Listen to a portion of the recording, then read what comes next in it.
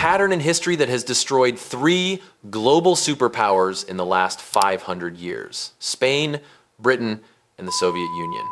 Each one believed their dominance was permanent, each one assumed they were unique, and each one eventually collapsed almost overnight.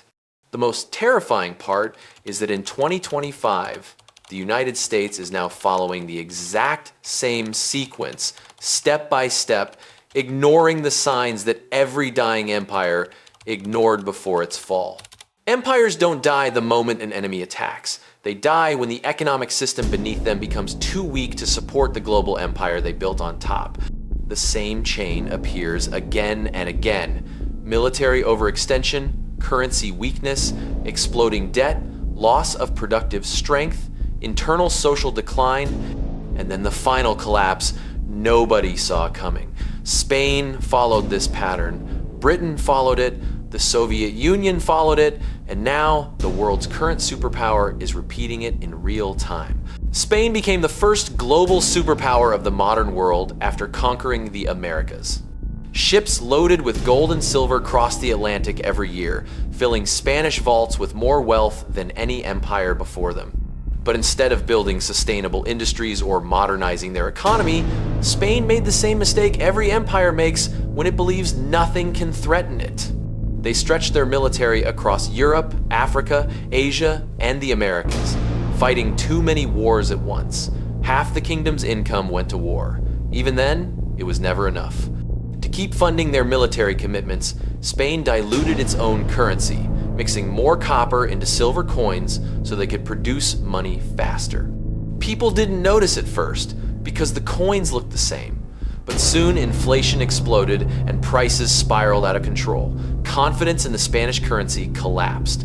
When dilution wasn't enough, they borrowed endlessly from Italian bankers, German financiers, anyone willing to lend. Between 1557 and 1596, Spain declared bankruptcy 4 times. Each time, they promised change. Each time, they went back to the same unsustainable habits.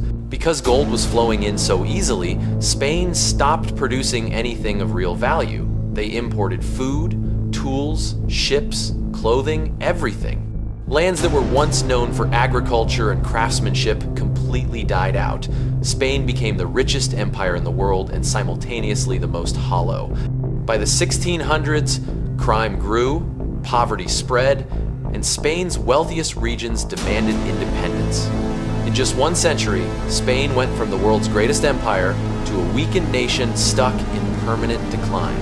Wealth had blinded them, debt had suffocated them, and the collapse left scars that are still visible today. A few centuries later, Britain rose to global power. At its peak, the British Empire controlled 1/4 of Earth's land and population. London became the financial capital of the world. The British pound became the global reserve currency, but beneath the surface, the same pattern was quietly beginning. Britain was stretched across India, Africa, the Middle East, China, everywhere. When World War I began, Britain chose to fight, and to pay for the war, they went deep into debt, borrowing heavily from the United States. After the war, Britain tried to restore the pound's old gold value, even though the country no longer had the gold to support it. They raised interest rates to defend the currency, strangling their own economy in the process. By 1931, Britain was forced off the gold standard. The pound collapsed, and the world saw Britain far weaker than it appeared. World War II delivered the final blow. Britain once again borrowed massively from the US to survive. By 1945, British debt was larger than its entire economy. The empire simply could not afford itself anymore. Within decades, one colony after another broke away. India gained independence. Nations in Africa and the Middle East left one by one. By the 1972nd, the British Empire had effectively vanished.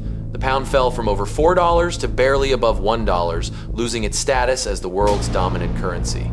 Britain remained influential, but the age of empire was over forever. Then came the Soviet Union.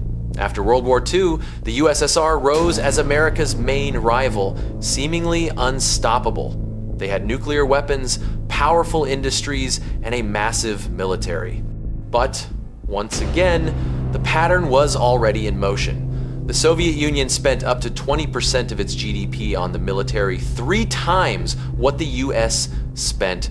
They poured money into Cuba, Vietnam, Syria, North Korea, and dozens of other ideological allies, burning resources everywhere. Meanwhile, Soviet factories began failing. Their farms couldn't produce enough food, and by the 1972nd, the USSR, despite owning some of the richest farmland on Earth, was importing grain from abroad.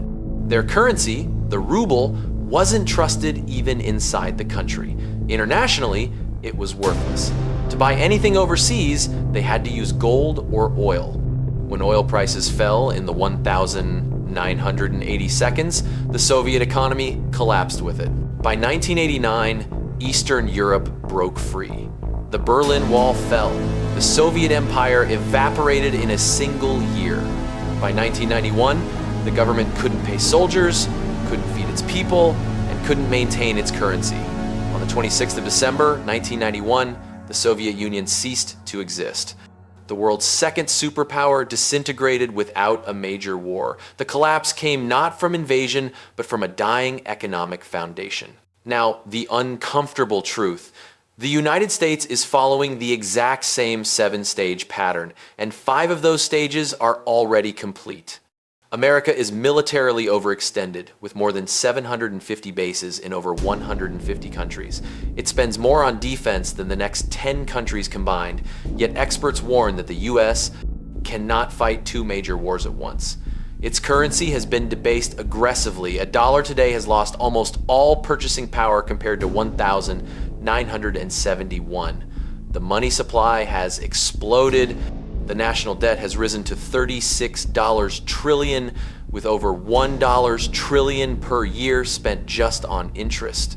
Borrowing money to pay interest on previous borrowing is the same late-stage behavior seen in every collapsing empire. Manufacturing has left the US, moving overseas. The country imports almost everything it consumes. Like Spain, like Britain, like the USSR, the United States is consuming more than it produces, a warning sign every declining empire shares. The final stages, internal division, loss of global influence, and eventual financial rupture, are the stages no nation ever believes it will enter, right before it does. Spain ignored the pattern. Britain ignored the pattern. The Soviet Union ignored the pattern. Now the United States is repeating it, believing it is the exception, just like the others believed. The question is not whether the pattern ends, it always ends. The real question is how close the world's current superpower is to its final 2 stages, and whether history is about to repeat itself for the 4th time.